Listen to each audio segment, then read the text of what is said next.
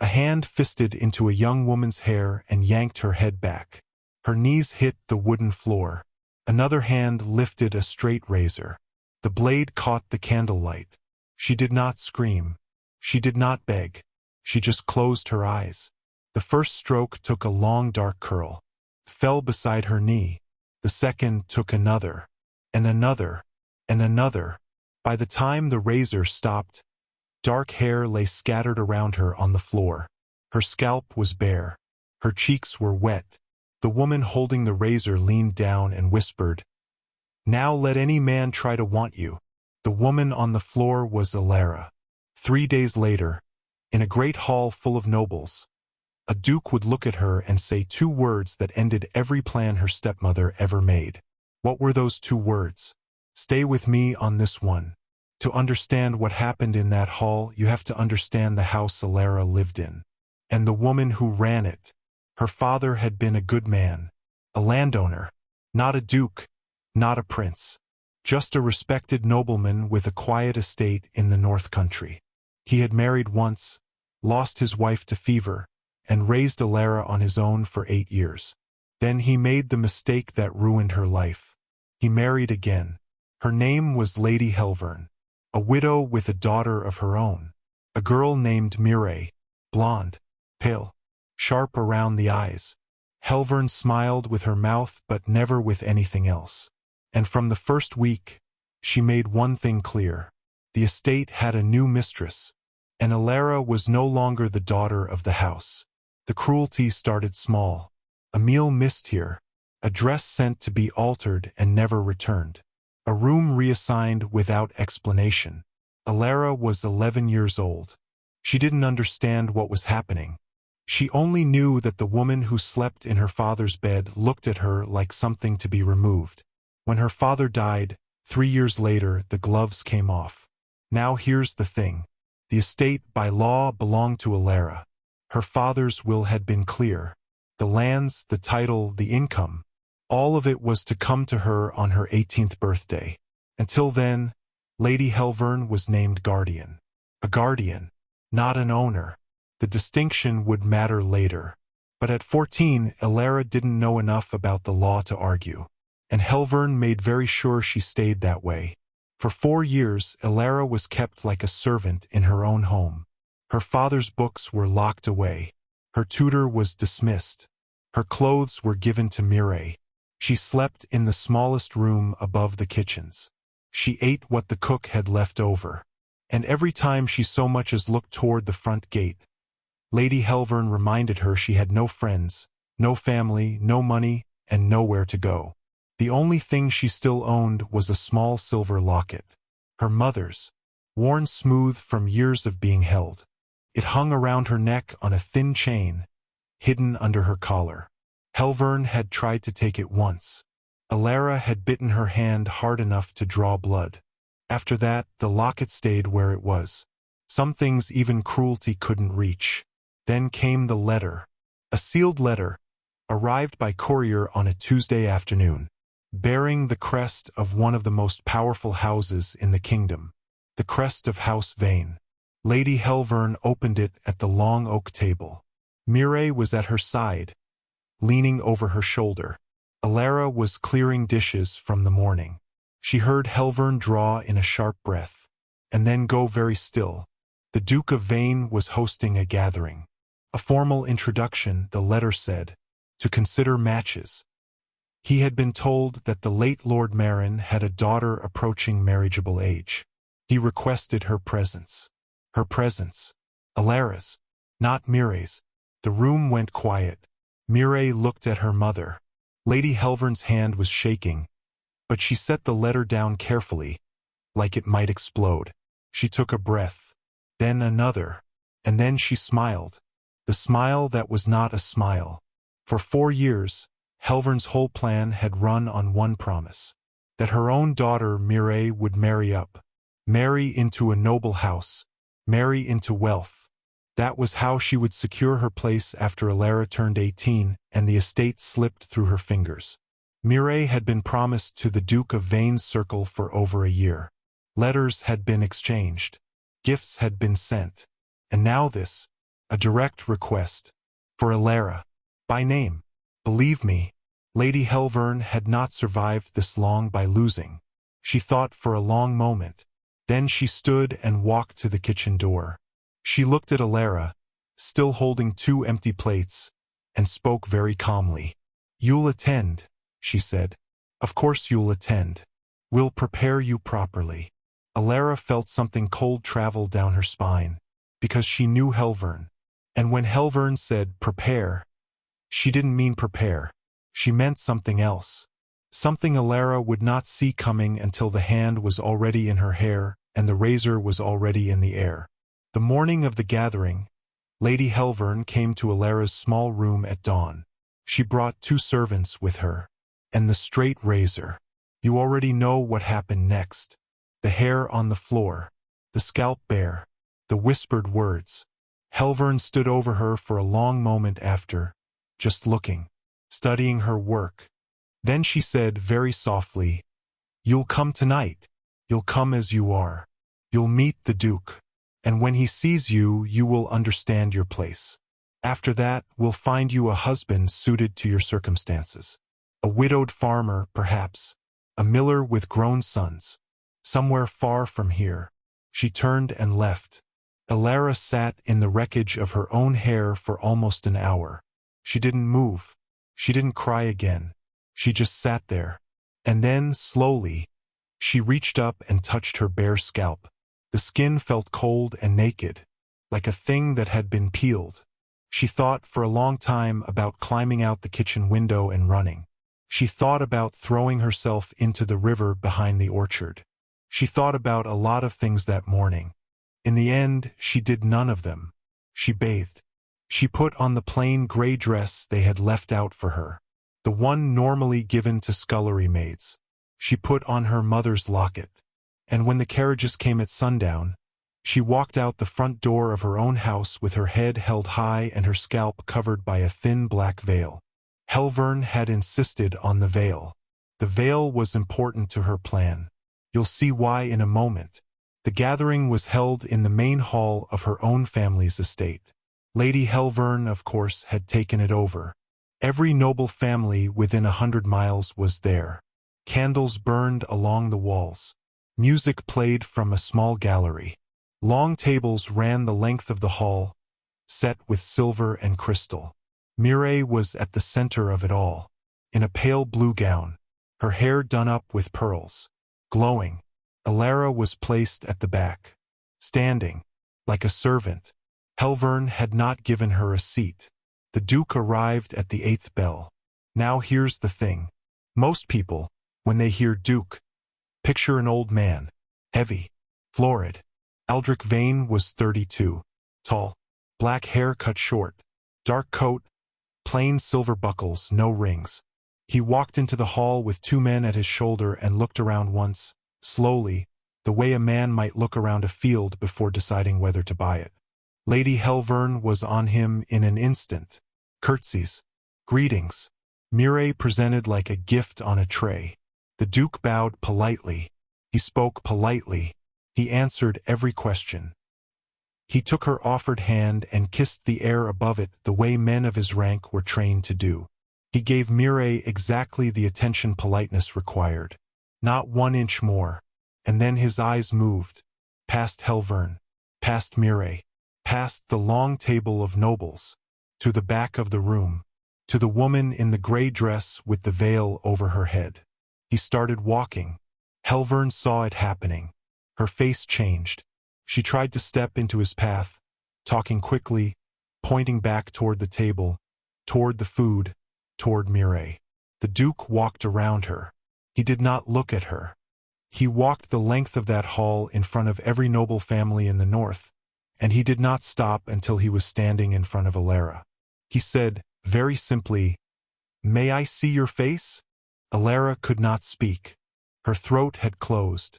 She nodded, and then Lady Helvern made her move. Helvern had been waiting for this exact moment. She had positioned herself behind Alara on purpose. As the Duke reached out to lift the veil himself, Helvern's hand shot forward and tore it off. Sharp, hard. in a way meant to expose Alara not gently, but cruelly, so that every noble in the hall would see the bald scalp. The shame, the ruin, the veil came away. The hall went silent. It was the kind of silence that has weight to it. Every conversation stopped. Every breath stopped. A woman near the front gasped. Someone dropped a fork. Alara stood there, her scalp bare in the candlelight, her cheeks burning, her eyes locked on the floor. She could not look up. She would not look up. Lady Helvern's face was a mask of false sorrow. "Oh, your grace," she said, loud enough for the room to hear. "Forgive us. The poor girl. A fever, you see. Last week. We had to take it all. I tried to tell you she was not in a state to be seen." The Duke did not move. He did not speak. He just looked at Alara. And Alara, finally, lifted her eyes to his. She didn't know why. She just did. He looked at her for what felt like a very long time. Then his expression, and this is the part everyone in the hall would talk about for years, his expression did not change. Not even a flicker. He simply looked, like he was reading something. Then he gave a small nod, almost to himself, and he turned around. He walked away. Lady Helvern's face broke into a smile. She tried to hide it, but it was there. Triumph. Pure triumph. She had been right. She had won. The Duke was leaving. The ruined girl in the gray dress had been seen, and judged, and dismissed. Helvern looked over at Mireille and gave her the tiniest nod, as if to say, "Wait. He'll come back to you in a moment. He'll come back." Alara felt her whole body sag. The breath she had been holding came out shaking. She turned, very slowly, and started to walk toward the side door, toward the kitchens, toward escape. The hall, behind her, began to breathe again. A noble laughed nervously. Someone resumed a conversation. The music started up again from the gallery. Hesitant. The terrible moment was passing. The world was going back to what it had been. Alara reached for the door handle. That's when the Duke's voice cut through the room. "Come with me." 2 words, spoken plainly across the entire length of the hall. Alara froze. Her hand was on the door handle. She didn't turn around at first. She thought she had imagined it. But the music stopped again. The conversations died again. And she understood that everyone in that room had heard exactly what she had heard. She turned. The Duke was standing in the middle of the hall, exactly where he had been when he walked away from her. He had not moved more than 3 steps. He had turned back. And now he was looking at her, and only her, and he had extended one gloved hand. "Come with me," he said again, quieter this time, but every word carried. Lady Helvern made a sound that was not quite a laugh and not quite a cough. "Your Grace," she said, "you cannot mean." "Surely. I mean what I said." The Duke did not look at her. He kept his eyes on Alara. "Come with me." Now here's where it could have gone wrong. Alara could have stood there, could have hesitated, could have looked to Helvern for permission. And Helvern was counting on exactly that. On years of beaten-down obedience. On the trained reflex of looking to the woman who had owned her since she was 11. Instead, Alara walked. She walked across that hall, past the long tables, past every noble face turned toward her in shock, and she put her hand into the Duke's gloved hand. He closed his fingers around hers. And then, with her standing beside him, he turned and faced Lady Helvern for the first time. "Madam," he said, "I do not believe we have been properly introduced." Lady Helvern dropped into a curtsy so fast it looked like her knees had given out. "Lady Helvern, your Grace, stepmother to this young lady." "Yes." His voice had not changed pitch, but the temperature in the room had dropped 20 degrees. "I find it strange. I find it strange that a girl of noble birth, the daughter of a respected lord, is brought to a formal gathering dressed as a kitchen maid, with her head shaved, without a seat at table, without an introduction. Madam, can you explain this to me?" Helvern's mouth opened. Closed. Opened again. Your Grace, the girl has been ill. Has she? A terrible fever. In June. Yes, Your Grace. A summer fever.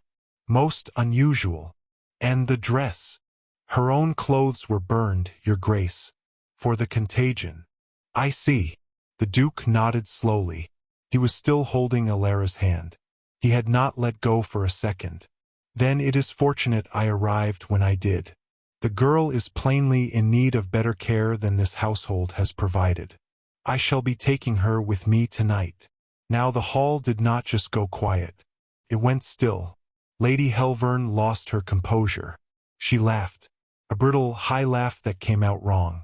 Your Grace, I cannot simply hand over my ward to your ward. Yes, my late husband's daughter, but I am her legal. Madam, the Duke's voice cut her in half. Lord Marin left his estate, his title, and his daughter's hand to no one but the daughter herself, upon her majority. You are her guardian, not her owner, and by the laws of this kingdom, a guardian who has demonstrably failed in her duty of care forfeits that guardianship. The girl is shaved bald, dressed in a scullery maid's gray, and standing at the back of her own father's hall. I would call that demonstrable failure. Would you not? Lady Helvern's face had gone the color of old paper. If you're still with me, and I hope you are, because this is the part where it all turns, hit that subscribe button. There are a lot more stories like this one coming, and I don't want you to miss them. Now, back to the hall. Mireille, watching all of this from the table, slid out of her chair and onto the floor in a dead faint. No one moved to help her. No one was looking at her. Helvern, for the first time in her adult life, was cornered. And cornered women like Helvern do not surrender. They reach for the worst weapon they have left. There is a contract, she said. The Duke looked at her. A contract, Your Grace, signed by my late husband, promising the girl in marriage to another house. The arrangements have been in place for 2 years. She is not free to leave with you. There would be legal consequences. To you. And to her. The Duke tilted his head slightly. Show me. It is in my study, Your Grace. Fetch it. Helvern hesitated. Just for a second. But Alara saw it. And the Duke saw it too. Helvern motioned to a servant. The servant ran. 2 minutes later, a folded contract was placed in the Duke's hand. He held it up to the candlelight. He read it slowly. He turned the page. He read the second page. He looked at the seal. Then he handed it to one of the 2 men who had walked in behind him. A tall man, gray at the temples, in a dark coat. The man took the contract, glanced at it, and gave the Duke a single small shake of the head. As I suspected, the Duke said. He turned back to Helvern. This contract, he said, is dated 4 months after your husband's death. The hall, somehow, got even quieter. Either Lord Marin signed this document from beyond the grave, which would be a miracle worth reporting to the church, or this signature is a forgery. Madam, which is it? Lady Helvern did not answer. She did not need to. The answer was on her face. The Duke turned to the tall man with the gray hair. Calder, take the contract. Hold it as evidence. We will have it examined by the king's clerks tomorrow. The tall man bowed slightly and tucked the document inside his coat. Helvern's nerves broke then. She broke loudly. She is mine. She pointed at Alara. She is mine to dispose of. That girl has been a curse on this house from the day my husband brought her under my care. She is sullen. She is disobedient. She has been seen with men in the village. She is no maiden, Your Grace, she is. Stop talking. The Duke did not raise his voice. He did not need to. The 2 words landed in the hall like stones. Helvern stopped. He looked at her for a long moment. Then he said quietly, Madam, I have been the Duke of Vane for 11 years. In that time I have met every variety of liar this kingdom can produce. You are not even an accomplished one. Now, you will be silent. or I will have my men remove you from this hall and place you under guard until the magistrates arrive in the morning. Which would you prefer?" Helvern was silent. The Duke turned to Alara. His voice changed completely. It went soft. The kind of soft a man uses when he is talking to a wounded animal or a child waking from a bad dream. "Lady Marin," he said. Alara made a small sound. It had been 4 years since anyone had called her by her own family name. "Lady Marin," he said again. "I came tonight because 3 months ago, a letter reached my house. It was from a man named Thomas Reed. Do you remember him?" Alara nodded slowly. Thomas Reed had been her father's old steward, dismissed by Helvern the week after the funeral. "Mr. Reed wrote to me," the Duke said, "because he had been a friend of your father's for 30 years, and he wrote that he was worried. He wrote that he believed your father's daughter was being mistreated, that the estate was being mismanaged, that something was very wrong in this house. I did not believe him at first. Such letters are common and often false. But I made inquiries. I sent men. I had your father's will reviewed. And by the time the gathering was proposed, I knew enough to know that I did not come here tonight to consider a match. I came here tonight to take you out of this house. I would have done it if your hair had reached the floor. I would have done it if you had been wearing silk. I would have done it any way I had to. The hair is a wound, Lady Marin. Nothing more. Wounds heal. Do you understand me?" Alara was crying.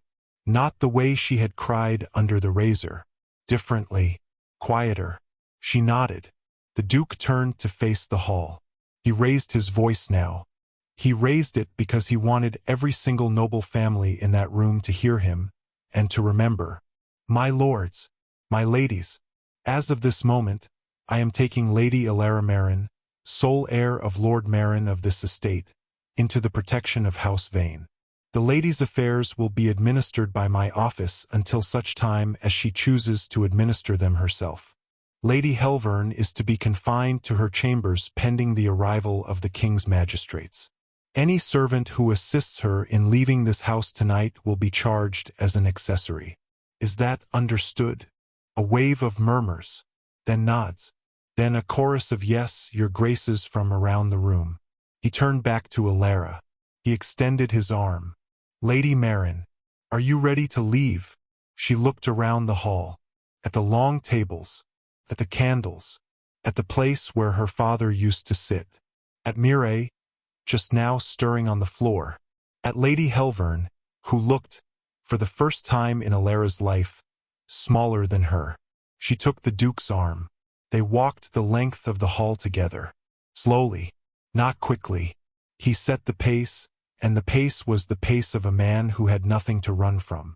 Past the tables, past the nobles, past every face that had stared at her bald scalp, out the great doors, down the stone steps, into the courtyard where his carriage waited. He helped her up. He climbed in after her. He sat across from her. He took off his coat, a heavy black coat lined with dark fur, and laid it across her shoulders. He pulled the collar up around her bare scalp, gently, the way you might tuck a child into bed. "There is a long road ahead," he said. 3 hours to the keep. The roads are bad in places. If you want to sleep, you may sleep. If you want to talk, I will listen. If you want to be silent, I will not say one word until we arrive. The choice is yours.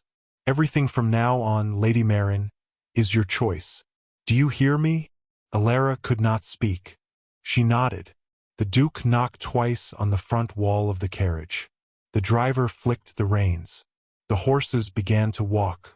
Slowly, then faster still. The estate of her father, which had been her prison for 4 years, began to drop away behind them in the darkness. Alara reached up under his heavy black coat. She found her mother's locket where it had always been. She closed her hand around it, and she finally let herself cry. The Duke kept his word. He did not say a single thing on the road. He sat across from her in the dim swaying lamplight and watched the road through the small window, and let her have her silence.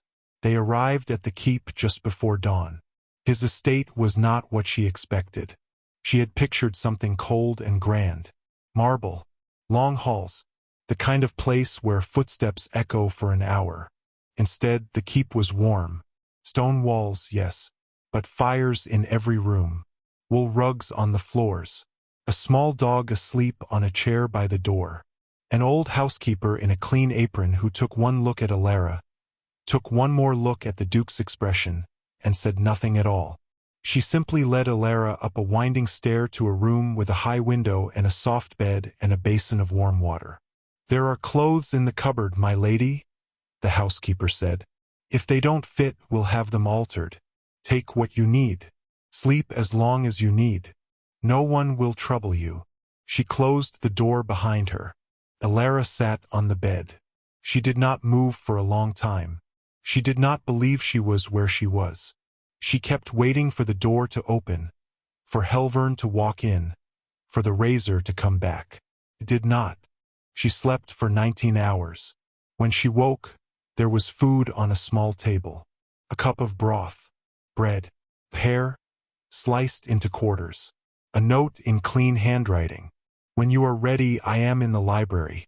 There is no hurry. Avi." She ate, slowly at first, then less slowly. She washed her face. She put on a soft gray dress from the cupboard. Well made, plain, warm. She did not cover her head. She had thought about it. She had decided no.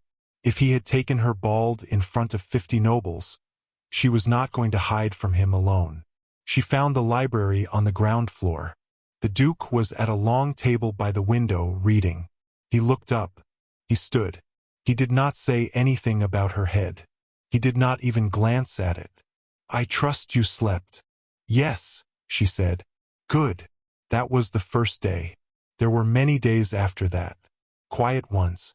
The Duke did not push her into anything. He did not propose marriage. He did not ask her for promises. He simply gave her the run of his house and his lands and waited. Lady Helvern was tried by the king's magistrates 4 weeks later. The forged contract was the least of her crimes. The estate accounts, once examined, showed years of theft. Servants who had been dismissed under threats came forward. Thomas Reed, the old steward, testified for 6 hours. Helvern lost everything. The title she had married into, the lands she had administered, the right to live within 50 miles of the estate. She was sent to a small house in the southern provinces, with a small allowance, watched over by a magistrate's clerk. Mireille was permitted to keep her dowry and her name and was quietly married off 2 years later to a country knight. She lived, by all reports, an ordinary life. She never wrote to her mother again. Alara's hair grew back. Slowly. The first month, a soft dark fuzz. By the 3rd month, a short cap of curls. By the 6th, it brushed her shoulders. She and the Duke walked the orchard at the keep most afternoons that summer. They talked about her father. They talked about his late sister, whose room Alara was sleeping in. They talked about books and horses, and the way the light fell across the fields in the morning. He did not touch her hand for 3 months. When he finally did, it was on a path by a stream, and he asked her first. She said yes. They were married in the spring, in a small chapel on his lands, with no audience but the housekeeper, the steward, and Thomas Reed, who walked her down the aisle in place of her father. She wore her mother's locket. She wore her hair down. It reached the middle of her back by then. Now here's the thing. The story I just told you, the hall, the razor, the 2 words, is spread across the kingdom. It became the kind of story women told their daughters. Men told their sons. And the moral of it, in most versions, is the one you'd expect. Love sees past the surface. A good man chooses the heart, not the hair. But Alara, when she was older, used to tell it a little differently. She used to say the moral was something else. Something her stepmother never understood. Not for 1 minute in all those years. You cannot make a person unwantable. That is not a power any human being has. The most you can do is hurt them. And hurt heals. The man who chose her in that hall did not choose her in spite of the razor.